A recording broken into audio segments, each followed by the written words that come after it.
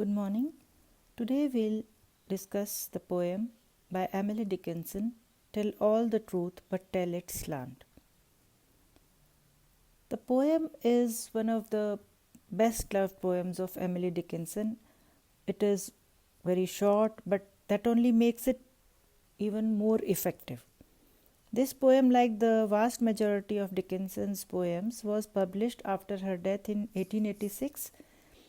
Though it's unclear what truth Dickinson was exploring in these lines, it could have been something universal like a truth about the nature of life, God, death, etc., or maybe something more personal. She might have been thinking about relationships. They can be intimate or familial relationships, writing, her future, or any other truth that one might like to uncover. The fact that she doesn't define the truth helps as many different readers as possible with different approach to the poem and understand it on their own terms. So the poem begins with the speaker telling the reader that they must tell the full truth, but do so on a slant. One should not come directly at the truth but rather enter it into parts. Means that you should not hit it directly but with some slant. This means that one might not see the full picture all at once, so you should move forward with a little caution. She goes on to state that this is a smart way to live, as the full truth is too bright for our infirm delight, which is that humankind is not so strong enough to take in some of the most important truths of life, so they should be given one by one because they could shock one into an even weaker state. In the second half of the poem, Dickinson goes on to compare the paring down of truth to how lightning is explained to a scared child. That how we explain the function of lightning to a scared child. When one takes some of the mystery away, or in the case of truth, information, then the impact is lessened. The final lines of the poem tell the reader that this must be done or all men will go blind. The shocks of the full truth of the life will blind everyone from a full comprehensive understanding. So, when we go through the poem, we see that there can be different theories regarding truth which Dickinson was thinking of when writing this poem. It might have been the truth of enlightenment, that of God, or something in between. The poem might also have been only addressing the nature of truth rather than one specific element. Whatever Dickinson's intention was, the fact is that she did not define a specific truth that allows the poem to connect to a wider audience. Any reader can enter into their own interpretation without any pushback from the text or the poet. One of the most important images of this poem is light. It is intimately connected with the concept of truth and goodness, and therefore problematic in the poem. It is often too bright and appears as shocking, powerful lightning. Light might be a good thing, but just like the truth, it is too much of a good thing will dazzle an onlooker. Some may eventually become blind, and this will result in the light being lost forever. So, we'll start the poem. It's a short poem of almost 8 lines. Tell all the truth, but tell it slant. Success in circuit lies, too bright for our infirm delight, the truth's superb surprise. So the poem starts with a sort of instruction from the poet. She informs her listener or the reader that they must tell all the truth, neglecting nothing. They should not hide anything, but do so slant, which means that the truth would be delivered indirectly or perhaps in a slightly misleading way. The word truth is capitalized in the first line, which is a common technique employed by Dickinson.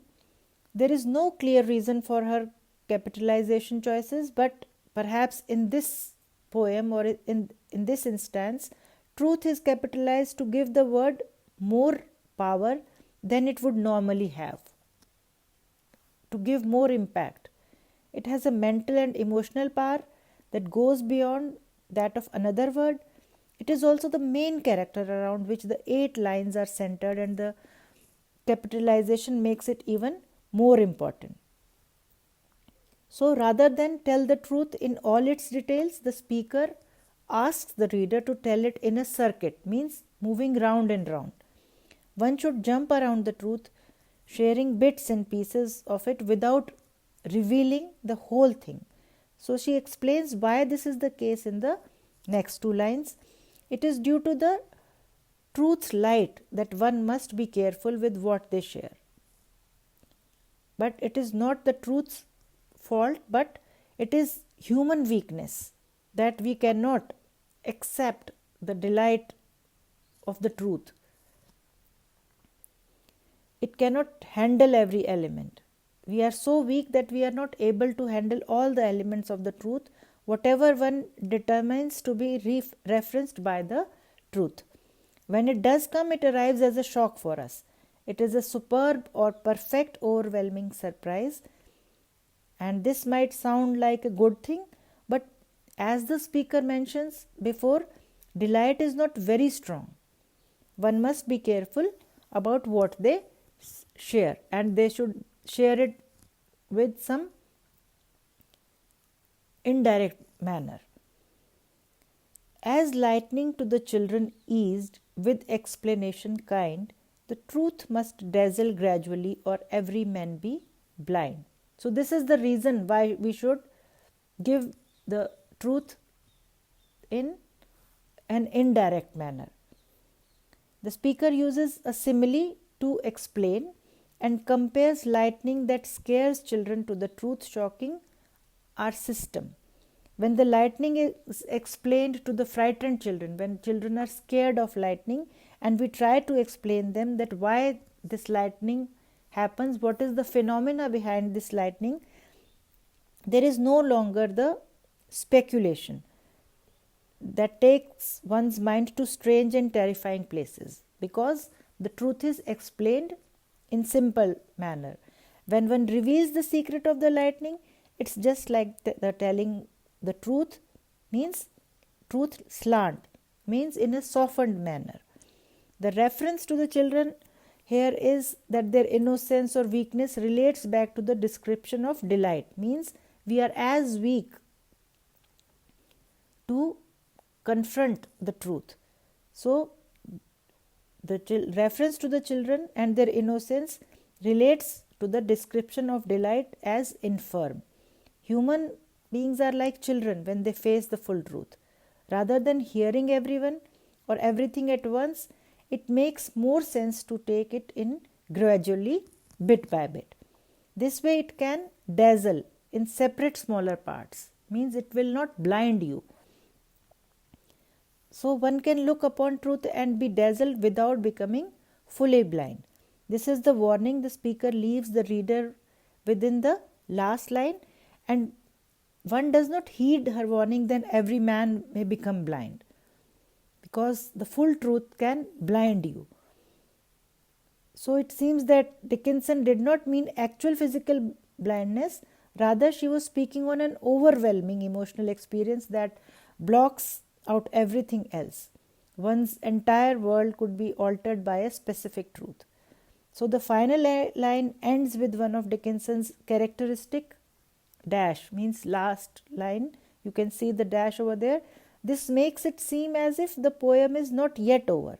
It continues on somewhere in the distance, as if there is more truth to be shared, or the poet wants to have something else in her mind to share. So it's a small and beautiful poem which shares Dickinson's knowledge about truth, that how it should be shared with someone. Thank you.